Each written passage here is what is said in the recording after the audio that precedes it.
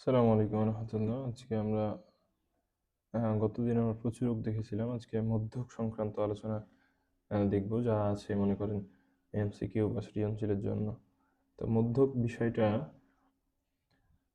যদি আমরা সহজে বলতে চাই, তো সোজাভাবে বললে ছোট থেকে বড় আকারে সাজানোর পর, বা বড় থেকে ছোট আকারে সাজানোর পর ঠিক মিডিল পজিশনে যারা থাকবে তারাই হচ্ছে মধ্যক হবে।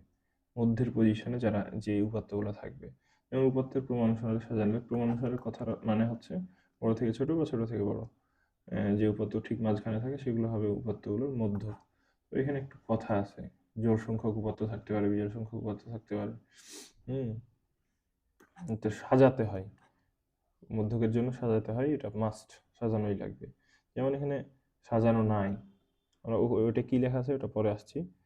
8 9 4 5, তাহলে আমি ছোট থেকে বড় সাজাইতে পারি, অথবা বড় থেকে ছোট সাজাইতে পারি।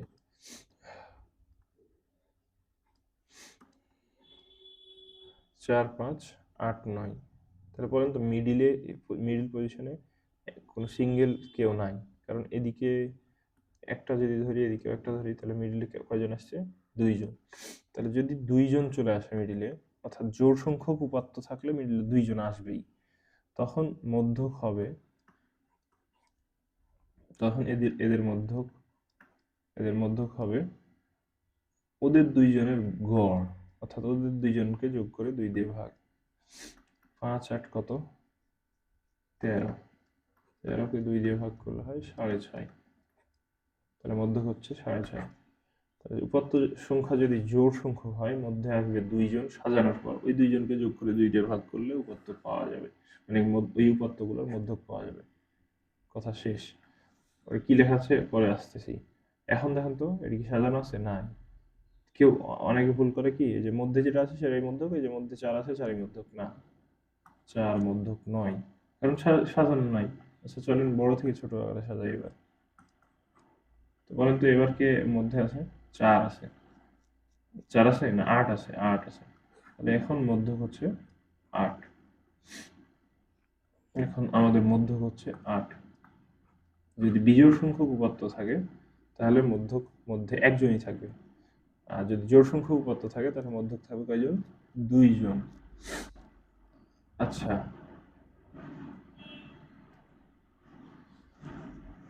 তো এখানে বলতেছে কি, যে যখন n বিজোড় সংখ্যা হবে তখন, আচ্ছা এটা কততম পদ বলেন তো? বিজোড় দ্বিতীয় পদ না? মোট পদ ছিল কয়টা? 3টে। 2 নাম্বার পদ হয়েছে মধ্যক। মোট পদকে 1 যোগ করে, 3টা পদ ছিল, 1 যোগ করে 2 দিয়ে ভাগ করলে এততম পদটাই হবে মধ্যক, যদি জোড় সংখ্যক হয়, বিজোড় হয়। বিজোড় সংখ্যক মানে উপাত্ত সংখ্যার সাথে 1 যোগ করে 2 দিয়ে ভাগ করে অততম পদটাই হবে মধ্যক, তাই না? বুঝতে পারেননি? আচ্ছা, উপাত্ত সংখ্যা যদি বিজোড় হয়, ধরেন এখানে 3 আসতে পারে, 5 আসতে পারে, 1 আসতে পারে, 1 3 5 7 9, এগুলা সকল বিজোড় সংখ্যা আসতে পারে। তো ওই বিজোড় সংখ্যাকে 1 দিয়ে যোগ করে 2 দিয়ে ভাগ করলে, 2 দিয়ে ভাগ করার পর যা পাবো অততম পদটাই হবে মধ্যক। যেমন 3 আর 1 কত? 4। 4কে 2 দিয়ে ভাগ করলে, 4কে 2 দিয়ে ভাগ করলে কত হবে দেখেন তো? 2তম পদ। এই দেখেন, দ্বিতীয় পদ বা 2তম পদ হচ্ছে মধ্যক। আচ্ছা আর একটু ট্রাই করি। 10 8 5 3 2, এখানে পদ আছে কয়টা? 5টা। তাহলে আমরা বললাম পদ সংখ্যার সাথে 1 যোগ করব, মোট পদ যত আছে তার সাথে 1 যোগ করব, 2 দিয়ে ভাগ করব, এততম পদটাই হবে মধ্যক। এখন তোমরা বলতে পারো স্যার এত তো ঝামেলা নাই, এই ওদিকে 2টা এদিকে 2টা, মধ্যেরটাই মধ্যক। হ্যাঁ ঠিক আছে, বাট যদি বলে, মানে প্রশ্ন আসে যে কততম পদটা মধ্যক, এখানে ধরেন 5টা আছে, 5টার মধ্যে 5টার মধ্যে খুব সহজে বের করা যায়, কিন্তু যদি 500টা থাকে বা 50টা থাকে তাহলে কততম পদ মধ্যক? হ্যাঁ, তাহলে 50টা তো জোড় সংখ্যা, যদি 51টা থাকে তাহলে কততম পদ মধ্যক? তাহলে সাথে সাথেই 50 51 51 প্লাস 1 মানে হচ্ছে 52 52কে 2 দিয়ে ভাগ করলে 26, তাহলে 26তম পদের মধ্যক। পদ সংখ্যা যখন অনেক বেশি হবে তখন কততম পদ মধ্যক এটা বের করার জন্য আসলে এটা দরকার আছে। তাহলে এখন বলেন তো কততম পদ মধ্যক? 3তম পদ। 3তম পদই হচ্ছে মধ্যক। তো 3তম পদটা কিভাবে আসবে? এই যে 1 যোগ করে 2 দিয়ে ভাগ। তাহলে 6কে 2 দিয়ে ভাগ করলে কত? 3তম পদ।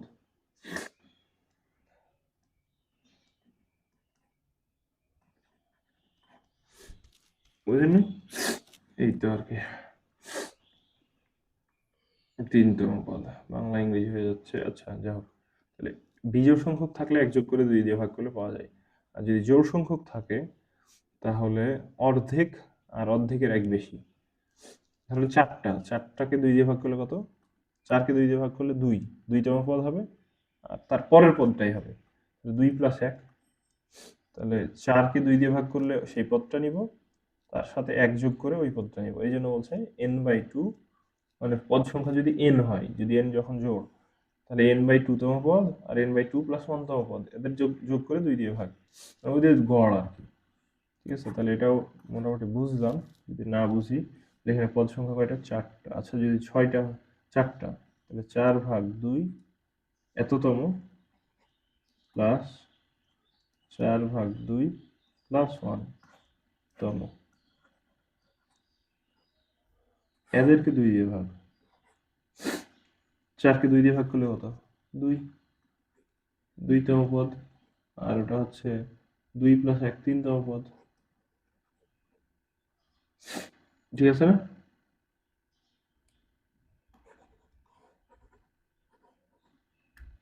দ্বিতীয় পদ 3তম পদ, এই ফাঁকা দিকে করি। তাহলে 2তম প্লাস 3তম,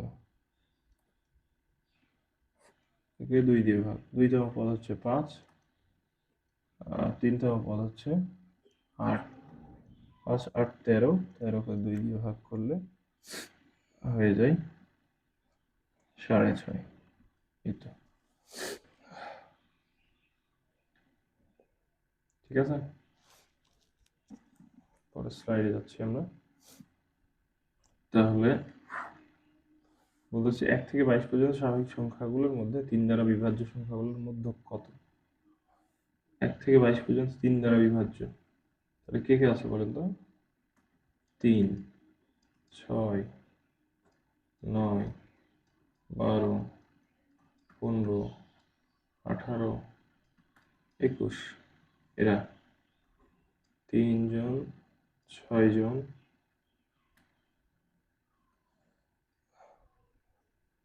দিকে 3 জন, ওদিকে 3 জন, মধ্যে কে আসলো? 12। 12ই হচ্ছে মধ্য। এখানে প্রচুরক কত বলেন তো? গত ক্লাসে আমরা জেনেছি।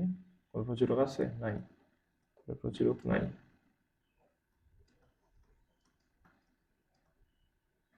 কারণ কেউ বারবার আসে নাই। তাহলে এটা হচ্ছে 12। আচ্ছা,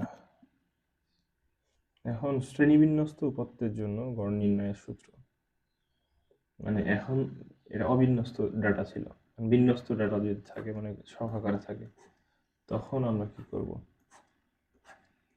তখন একটা সূত্র, এই সূত্রগুলো অ্যাপ্লাই করতে হয়।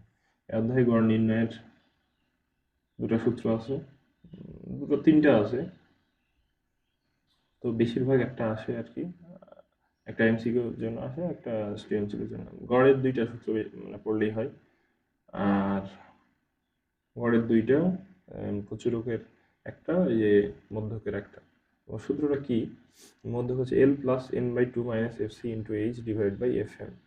বইয়ে এইচটা এখানে আছে, এখানে থাকার উপরে থাকে একই, তো এইভাবে লিখলে মানে ঝামেলা কম হবে মনে হচ্ছে।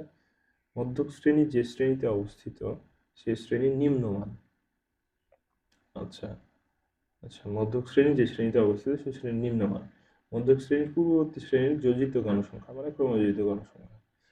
মধ্যক শ্রেণীর গণসংখ্যা, মধ্যক শ্রেণীর পূর্ববর্তী শ্রেণীর ক্রমযোজিত গণসংখ্যা, মধ্যক শ্রেণীর গণসংখ্যা শ্রেণীব্যাপ্তি মোট গণসংখ্যা n আর মধ্যক শ্রেণীর নিম্নমান। এই তো, তাহলে বলেন ক্রমযোজিত গণসংখ্যা বলছে, মধ্যক শ্রেণী পূর্ববর্তী শ্রেণীর ক্রমযোজিত গণসংখ্যা, তাহলে একটাতে গণসংখ্যা লাগবে আর একটাতে ক্রমযোজিত গণসংখ্যা লাগবে, আর শ্রেণীব্যাপ্তি তো থাকে, তিনটে লাইন লাগবে অন্তত, তাই না? গণসংখ্যার যোগফলকে n বলছি, n এর মান বের করতে হবে, এখানে ক্রমযোজিত গণসংখ্যা বের করতে হবে যোগ করে করে করে, এই দুটো যোগফল এখানে প্রথমটা এখানে এভাবে হবে। তাহলে এখন আরেকটা কথা, যে মধ্যক শ্রেণী হবে কোনটা ওটা বুঝবো আমরা কিভাবে? তো এখানে বলা আছে যে মানে যদি n বিজোড় হয়, মানে এই যে ধরেন 5 তো হবে না, ধরেন 51টা ডাটা আছে এখানে, যদি n বিজোড় হয় তাহলে মধ্যক শ্রেণী হবে এক যোগ করে 2 দিয়ে ভাগ তম পদ যে শ্রেণীতে আছে সেই শ্রেণী, অর্থাৎ 52কে 2 দিয়ে ভাগ 26তম পদ যে শ্রেণীতে আছে সেই শ্রেণীটা হবে মধ্যক শ্রেণী। 26তম পদ কোন শ্রেণীতে আছে এটা বুঝতে পারবো হচ্ছে ক্রমযোজিত গণসংখ্যা দেখে। আচ্ছা, এটা পরে আমরা আলোচনা করছি। জোড় হলে n/2 তম পদ যে শ্রেণীতে আছে সেই শ্রেণী। আচ্ছা, জোড় হলে অর্ধেকতম পদ যে শ্রেণীতে আছে সেটা, আর বিজোড় হলে 1 যোগ করে 2 দিয়ে ভাগ করার পর যে অততম পদ যে শ্রেণীতে আছে ওটা। ঠিক আছে? আচ্ছা, এখানে বইয়ের উদাহরণে 2টা অঙ্ক আছে। যদি লিমিট না থাকে, ঊর্ধ্ব লিমিট নিম্ন লিমিট, তাহলে আগে যে সূত্র শিখেছি যে বিজোড় সংখ্যক হলে n+1/2 তম পদ হবে মধ্যক, যখন n বিজোড়।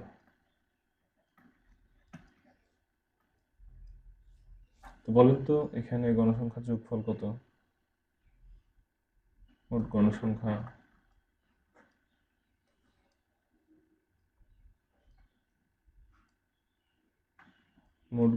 কত? মোট গণসংখ্যাকে n বলা হয়।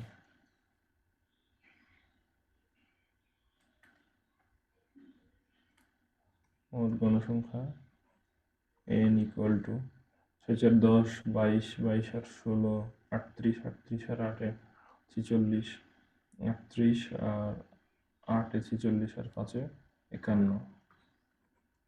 এখানে কি বিজোড় না? তাহলে বিজোড়, বিজোড় হলে এই তম পদে মধ্যক আছে, এই তম পদটাই হবে মধ্যক। তাহলে বিজোড় হলে 51 + 1/2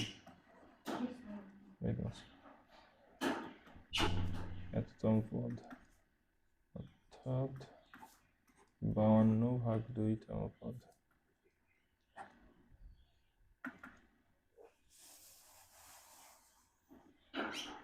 অর্থাৎ 26তম পদ।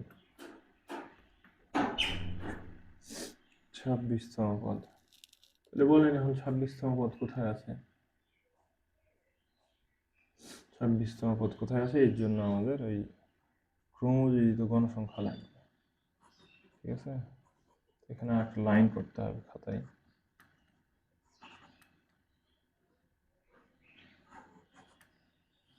এখানে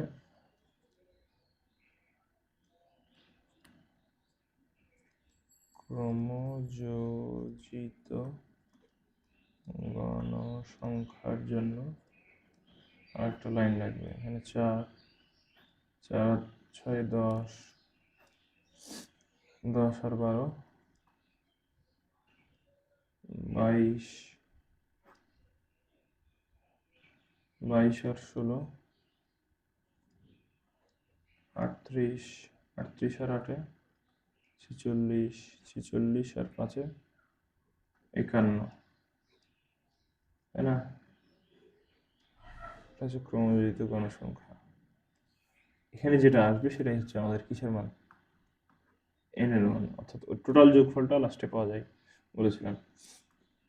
আর আগে আমরা বের করে দেখেছি যে n এর মান ঠিকই আছে মোট গণসংখ্যা। এখন বলেন 26তম পদ কোথায় আছে? এখানে 1 থেকে 4তম পদ আছে, এখানে 5 থেকে 10তম পদ আছে, আর এখানে 11 থেকে 22তম পদ আছে, এখানে 23 থেকে 38তম পদ আছে, বলেন তো 26তম পদ কার মধ্যে থাকতে পারে? এর মধ্যেই 26তম পদ আছে, তাহলে 26তম পদের মান কত? 165। আমাদের মধ্যক হচ্ছে 165। 165। এই হচ্ছে এই ধরনের অঙ্ক যদি লিমিট না থাকে তাহলে এইভাবে করবো। জোড় হলে কি হয় এটা পরে অঙ্কটা দেখছি। আচ্ছা, তার আগে একবার রিভিশন আবার বলে নিই। যদি লিমিট না থাকে যে 150 থেকে 155 এইভাবে যদি না থাকে, তাহলে আগে যে সূত্র শিখলাম যে বিজোড় হলে 1 যোগ করে 2 2 দিয়ে ভাগ, এততম পদ মধ্যক, আর জোড় হলে অর্ধেক আর অর্ধেক এক বেশি, অর্ধেক আর এক বেশি, ওদের ওদের গড় মানে ওদের যোগ করে 2 দিয়ে ভাগ হবে মধ্যক। তো এখন এখানে ওই মোট উপাত্ত ছিল 51টা, যা বিজোড় তার যোগ করে 2 দিয়ে ভাগ করলে হয় 26তম পদ। 26তম পদ কোথায় আছে এর জন্য ক্রমযোজিত গণসংখ্যা বের করতে হবে।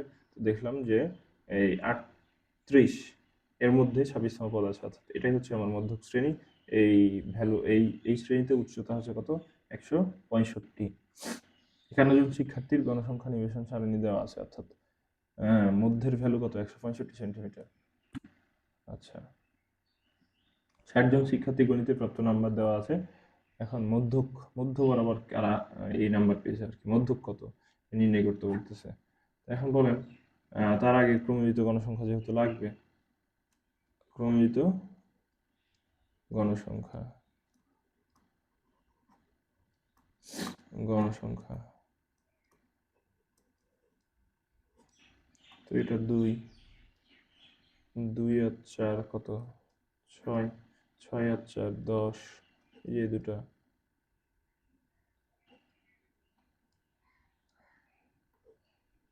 যোগ করলে এটা হয়, মানে প্রথম 2টা যোগ করে এখানে, প্রথম 3টা যোগ করে এখানে, তো এখানে তো প্রথম 3টা যোগ কল আসেই, তাহলে 13, 13 আর 7 20, 20 আর 10 30, 30 আর 16 46, 46 আর 6 52, 52 আর 4 56, 56 আর 3 59, 59 আর 1 60। আমরা এটা এভাবেই করতে পারি, অথবা খাতায় এভাবে এভাবে এভাবে করতে পারি, আমার যেটা ইচ্ছা, মানে যেটা সুবিধা মনে হয়। ঠিক আছে, যে থাক, এটা যেভাবে সুবিধা হয় সেভাবে করবো। বলুন তো এই এন এর মান কত আসলো? গণসংখ্যা এন ইকুয়াল টু কত? 60। এখানে যা আসবে সেটাই তো এন। 60, 60 কি? যা জোড়। এই যে এখানে বলাই তো আছে 60 জন, তো 60 আসছে মানে ঠিক আছে, এটা হচ্ছে আমাদের এন। এটা লাগবে না, এন যা জোড়। এখন জোড় হলে মধ্যক হয় n/2 তম পদ, না অর্ধেক পদ, আর অর্ধেকের এক বেশিতম পদ। ওদের গড়, ওদের দুইটা, ওই দুই পদের গড়, গড় মানে কি? যোগ করে 2 দিয়ে ভাগ, 2টা পদ যেহেতু আছে। তাহলে 60-এর অর্ধেক কত? 30তম পদ প্লাস 31তম, একবারে মেরে দিলাম, একবারে মানে আগালাম আর কি। 31তম পদ, 30তম পদ 70, সরাসরি আছে দেখেন, সরাসরি 30, 70। 31তম পদ, এখানে প্রথম 21 থেকে 30 আছে, আর এখানে কি আছে? এখানে 21 থেকে 30 আছে, এখানে 21 থেকে 30 আছে, আর এখানে 31 থেকে 46 আছে। তাহলে এর মধ্যেই আমার 31তম পদ আছে, তাহলে 31তম পদের মান হচ্ছে 80। তাহলে কত হবে বলেন? 70 না? 70 দিন 140, 150, 150কে 2 দিয়ে ভাগ করলে 75, এটাই উত্তর। আশা করছি বোঝা গেছে। তো এরকম অঙ্ক আসলে আমরা প্র্যাকটিস করবো, আমরা বইয়ে আরও অঙ্ক আছে, লাস্টে আমরা বাড়ির কাজ হিসাবে এগুলো দিয়ে দিতে ইনশাল্লাহ। এবার দেখেন, গুড প্রশ্ন, এমসিকিউ আকারে আসছে। বলছে মধ্যক নির্ণয়ের ক্ষেত্রে n/2 এর মান কত? এন এর মান কত হবে? তাহলে এটা বের করি। মধ্যক যেহেতু, তাহলে এই লাইন লাগতে পারে। 5 5 8 13, 13 আর 12 গুণ 24 25, 25 আর 9 34, 34 আর 6 40। তাহলে এন এর মান হচ্ছে 40, n/2 এর মান 20। ঠিক আছে। এফএম কি ছিল? মধ্যক শ্রেণীর গণসংখ্যা। আচ্ছা, মধ্যক শ্রেণী কোনটা হবে সেটা নির্ভর করবে যদি এন জোড় হয়। জোড় হলে অর্ধেকতম পদ যেখানে আছে এন 40, যা একটি জোড় সংখ্যা, তাহলে n/2 তম শ্রেণী হবে মধ্যক শ্রেণী। এটাই কিন্তু গুরুত্বপূর্ণ। কততম পদ মধ্যক শ্রেণী হবে এটা না বুঝতে পারলে অঙ্ক আগাইতে পারবো না। তাহলে আর বিজোড় হলে 1 যোগ করে 2 দিয়ে ভাগ, কততম পদ হবে মধ্যক শ্রেণী। তাহলে 40 কে 2 দিয়ে ভাগ করলে কত হয়? 40 ভাগ 2তম পদ, 2তম পদ না, 2তম শ্রেণী। 20তম পদ যে শ্রেণীতে বিদ্যমান, 20তম পদ যে শ্রেণীতে বিদ্যমান সেটা হচ্ছে মধ্যক শ্রেণী। তাই মধ্যক শ্রেণী 20তম পদ যে শ্রেণীতে বিদ্যমান। তো বলেন 20তম পদ কোথায় বিদ্যমান? এখানে আছে 14 থেকে 25তম পদ। তাহলে এই শ্রেণীটা হচ্ছে আমাদের মধ্যক শ্রেণী।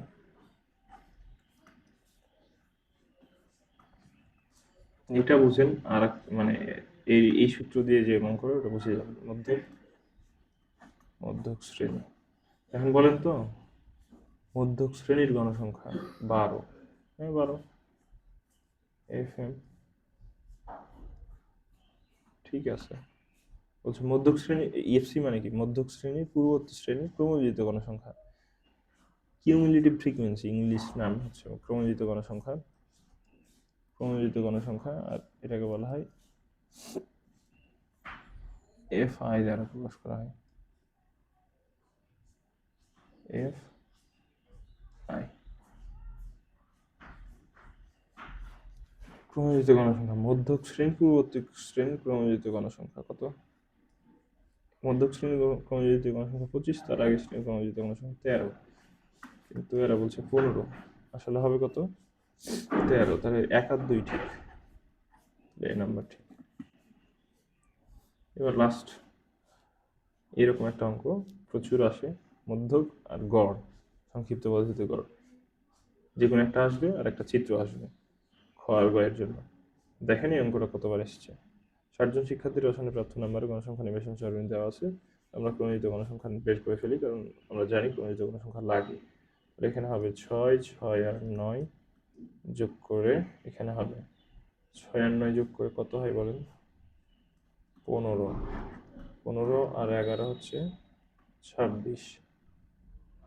26 আর 17 যোগ করলে হয় 26 আর 10-এ 36 আর 7-এ 36 আর 7, এদিকে 4 ওদিকে 3, 43 আর 8-এ 51 আর 5-এ 56 আর 4-এ 60। এখানে বলাই আছে কত? 60 জন, অর্থাৎ এন এর মান 60। জোড় না বিজোড়? 60 কি জোড় না জোড়? তাহলে জোড় হলে কততম শ্রেণী মধ্যক শ্রেণী হবে? জোড় হলে কি বলেছি? সরাসরি অর্ধেক। এততম পদ যে শ্রেণীতে বিদ্যমান।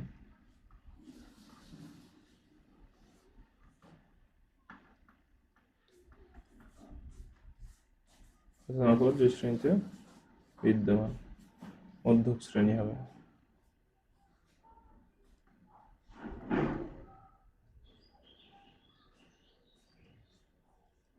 তাহলে 60-কে 2 দিয়ে ভাগ করলে কত হয়? 30। 60-কে 2 দিয়ে ভাগ করলে কত হয়?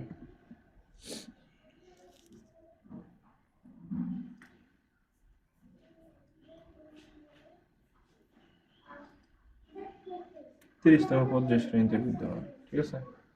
30তম পদ কোন শ্রেণীতে বিদ্যমান? এখানে 26, এখানে আছে হচ্ছে 27 থেকে 43তম পদের মান এখানে আছে, এর মধ্যে তো 30তম পদের মান আছে, তাই কিনা? তাহলে এটাই হচ্ছে মধ্যক শ্রেণী। মধ্যক শ্রেণী এটা এটা হচ্ছে আমাদের মধ্যক শ্রেণী। এই শ্রেণী থেকেই আমাদের সবকিছু বের হবে। এটা হচ্ছে এফসি,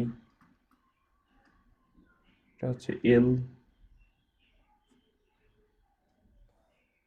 এটা হচ্ছে না, এটা এফসি কেন, এফএম, মধ্যক শ্রেণীর গণসংখ্যা। এটা হচ্ছে বড় এফসি। আর এইচ কত? এন 60। এইচ এর মান কত? আচ্ছা যা, তাহলে আমরা লিখি মধ্যক শ্রেণীর নিম্নমান। আচ্ছা এখানে দেওয়া আছে 54। মধ্যক শ্রেণীর পূর্ববর্তী শ্রেণীর গণসংখ্যা 26। মধ্যক শ্রেণীর গণসংখ্যা 17, এই যে 17। শ্রেণী ব্যাপ্তি বা শ্রেণী ব্যবধান ওখানে আসছে পরে 60, এর মান 60। শ্রেণী ব্যাপ্তি বা শ্রেণী ব্যবধান, এটা আর এটা কি মিল আছে? বিচ্ছিন্ন। মিল নাই মানে বিচ্ছিন্ন। তাহলে সবাইকে নিতে হবে 24, 25, 26, 27, 28, 29, 30, 31, 32, 33, অর্থাৎ বিয়োগ করে এক যোগ করে দিলেই হবে। 33 থেকে 24 বাদ দিলে তারপর এক যোগ করবো। কেন এক যোগ করবো? কারণ এখন তো বিয়োগ করলে 24 বাদ হয়ে যাবে, 24ও তো আছে। তাহলে এদিকে 6, ওদিকে 3, 9, 9 আর 1 10।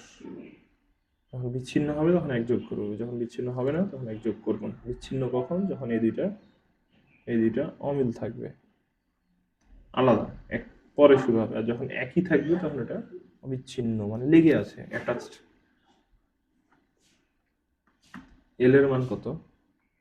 54 প্লাস n/2 মানে হচ্ছে 30, একবারই ইউজ করলাম, 26। এফএম হচ্ছে 17 গণিত এইচ এর মান 10। এখানে হচ্ছে 4 গুণিত 10 ডিভাইড বাই 17, 54। আমরা এদিকে চলে আসি।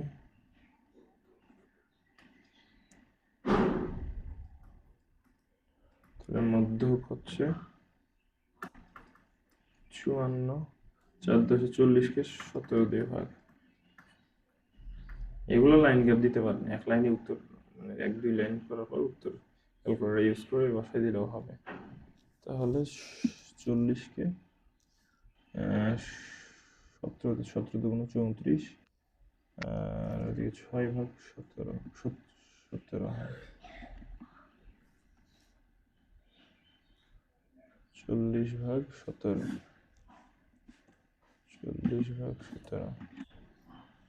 2.35।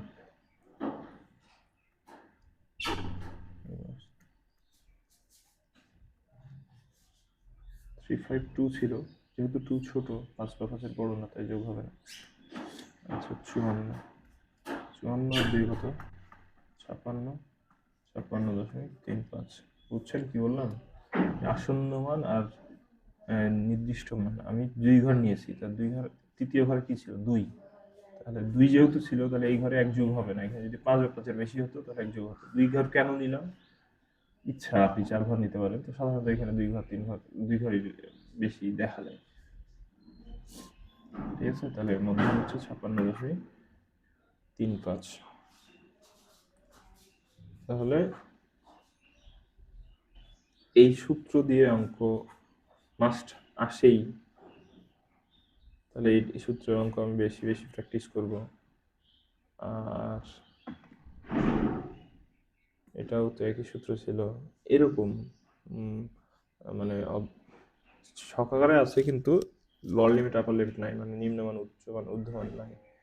তখন এই সূত্রগুলো ইউজ হবে। জোড় হলে এই সূত্র, অর্ধেক আর অর্ধেকের অর্ধেকতম পদ আর অর্ধেক প্লাস 1তম পদকে যোগ করে 2 দিয়ে ভাগ, অর্ধেকতম পদ হবে মধ্যম।